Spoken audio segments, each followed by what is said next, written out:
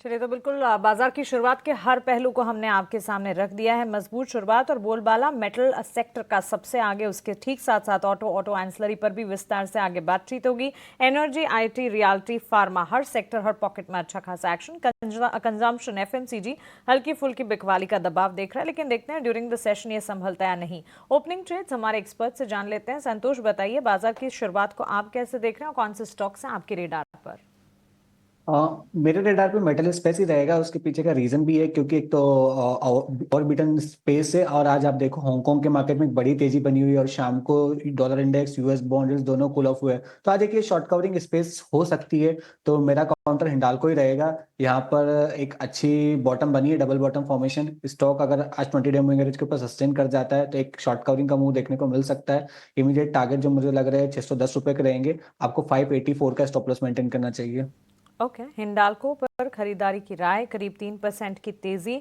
Metal index में ही अगर आप देखेंगे, टाटा स्टील, हिंदुस्तान कॉपर, हिंडाल्को, ये सारे स्टॉक्स हैं जो कि इस वक्त आउट परफॉर्म कर रहे हैं। इसके साथ साथ अगर आप देखें एनएलसी इंडिया, ओएनजीसी जैसे स्टॉक्स, जहां पर हमने बाजार खुलने से ठीक पहले हमारे एक्सपर्ट से राय ली थी, वहां पर भी एक्शन है। और कैस्ट्रॉल इंडिया पर भी नजर जानी चाहिए। ऑलमोस्ट 7% के अप मूव्स के साथ ये स्टॉक भी मजबूती के साइंस दिखाते हुए। बैंक्स, फाइनेंशियल्स भी पीछे नहीं है। बंधन बैंक, इंडसइंड बैंक के सारे स्टॉक्स और छोटी मझौली बैंक्स में भी एक्शन पैक कामकाज इस वक्त नजर आएगा। किरण, आप बताइए आपकी तरफ से स्टॉक स्पेसिफिक क्या होगा रेडार पर? हाँ, सो ओवरऑल जिस तरह से मार्केट ओपन हुआ है, काफी सारे स्टॉक्स है जो अपने ब्रेकआउट लेवल के आसपास ट्रेड कर रहे हैं। हमने देखा था कि 2 दिन की जो वोलेटिलिटी थी उसमें डेफिनेटली थोड़े नीचे आए थे, लेकिन यहाँ पे आप करंट मार्केट प्राइस से लॉन्ग कर सकते हैं। So Dalmia Bharat looks very good. Dalmia Bharat में एक inverted head and shoulder pattern का ब्रेकआउट था। 200 दिन के मूविंग एवरेज के सपोर्ट के आसपास स्टॉक ट्रेड कर रहा है। तो करंट मार्केट प्राइस हमें अराउंड 1830 के आसपास ट्रेड कर रहा है। मेरे हिसाब से लॉन्ग करके जाना चाहिए। 1800 का एक स्ट्रिक्ट स्टॉप लॉस रखिए, और जिस तरह की चार्ट पैटर्न है 2000 तक के लेवल्स यहाँ पे हमें देखने को मिल सकते हैं। तो not only for the opening trades, but मेरे हिसाब से आप 5 से 6 दिन अगर होल्ड रख सकते हो तो 2000 तक की भी रैली आपको दालमिया भारत में देखने को मिल सकती है। ठीक है, एन इंटरेस्टिंग वन। सीमेंट और सीमेंट प्रोडक्ट से ताल्लुक रखने वाली कंपनी दालमिया भारत पर नजर है किरण की। 2000 तक के लेवल्स नजर आ सकते हैं। जरूरी नहीं है कि इसी वक्त कोई पोजीशन ले, लेकिन इसे अपनी लिस्ट में जरूर बनाकर रख सकते हैं। इस बीच ऑटो और ऑटो एंसिलरी की चाल जिसकी हम बात कर रहे थे, संवर्धना, मदरसन, सोना बीएलडब्ल्यू, भारत फोर्ज, तीनों स्टॉक्स को पुल अप करेंगे। अच्छा खासा एक्शन यहाँ पर देखने को मिल रहा है। ट्यूब इन्वेस्टमेंट में भी मजबूती के साइंस। किरण, ऑटो एंसिलरी अच्छा एक्शन दिखा रहे हैं, इसमें पीसीबीएल को भी जोड़ दीजिएगा। एक बार देखते हैं पीसीबीएल के चार्ट्स कैसे नजर आ रहे हैं। कार्बन ब्लैक बनाने का काम करती है टायर्स के लिए। ये 2% की तेजी स्टॉक में भी है, क्या राय होगी? तो पीसीबीएल की अगर हम बात करें, जिस प्रकार से स्टॉक के प्राइस हम देख रहे हैं, एक राउंडिंग बॉटम पैटर्न ब्रेकआउट है, साथ ही साथ 200 दिन की मूविंग एवरेज के ऊपर ट्रेड कर रहे हैं। एक फॉलिंग ट्रेंड लाइन ब्रेकआउट भी हमें देखने को मिल रहा है। तो कोई भी डिप आता है करंट मार्केट प्राइस से लॉन्ग कीजिए। एक पोजिशनल स्टॉप लॉस 390 के नीचे का रखिए, और ऊपर में वापस ये स्टॉक प्राइस अपने 450 460 तक के लेवल टेस्ट कर सकते हैं। तो डेफिनेटली मेरे हिसाब से लॉन्ग करके जाना चाहिए। आज अगर आप देख रहे हैं तो एक पैटर्न मैं आपको और दिखाता हूँ। आज काफ़ी दिनों बाद पुट्स टूट रही हैं और कॉल्स बढ़ रही हैं। कॉल्स बढ़ने का संकेत होता है कि बाय हो रहा है, और पुट्स टूटने का संकेत है कि मंदी छट रही है ना। बट लेवल्स हमने अच्छे से पार की। एग्जाम्पल के तौर पर जैसे 23,500 को टिका रखा अभी तक, तो खुलने के बाद ये आप देख पा रहे होंगे कॉल्स के अंदर बाइंग आपको दिख रही है 96%। एज इट इज़ इसकी पुट भी दिखाना 23,500 की एज इट इज़ दिखा दो। इसकी पुट 6 फेब वाली, ये तो निफ्टी है क्योंकि इसका वीकली है, चेक हो सकता है। आप देखो वो 46% टूटा और यहाँ पे 96% है। बट कॉल्स के अंदर एक चीज़ आप कम देख रहे होगे, वो है ओपन इंटरेस्ट 3% का, और यहाँ पे 44% का है। जिनके पास शॉर्ट्स हैं वो सरेंडर फास्ट कर रहे हैं, और जिनके पास कॉल्स हैं वो अभी भी डर डर के खरीद रहे हैं, क्योंकि थोड़ा अभी और मेहनत करने की ज़रूरत है।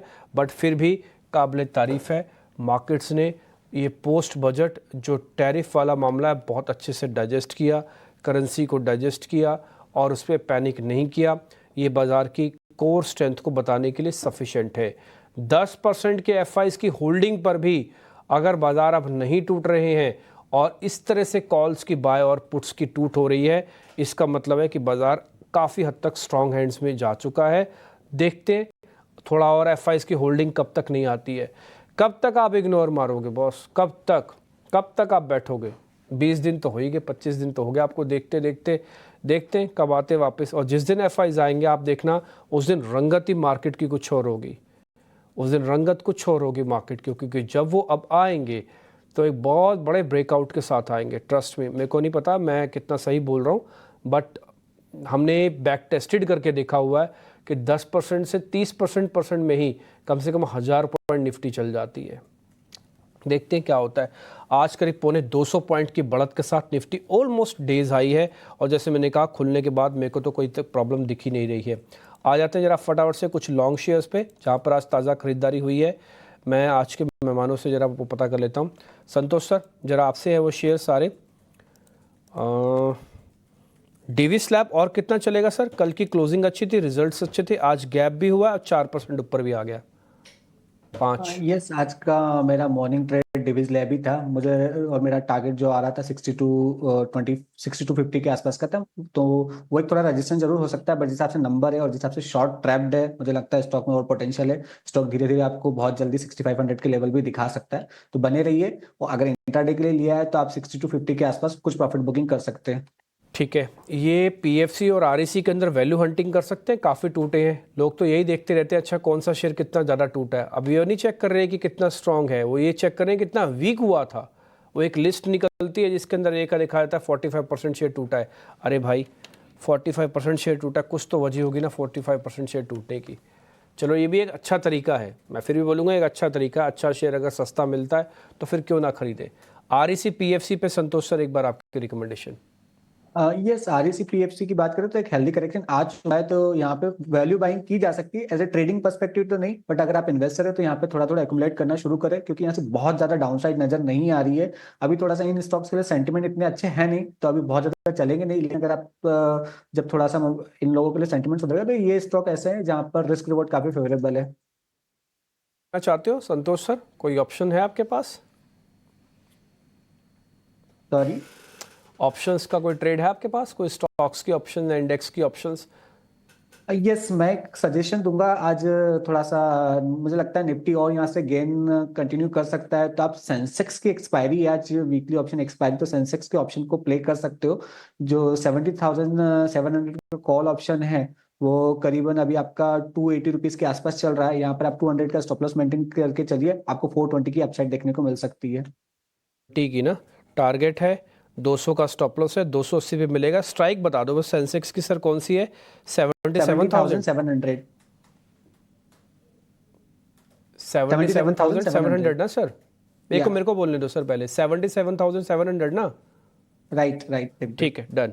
77,700 वाली जो कॉल है ये आप स्क्रीन पे सिर्फ छाप दो, हम दिखा तो नहीं पाएंगे, ऑप्शंस हमारे पास शायद सेंसेक्स एक्टिव नहीं है।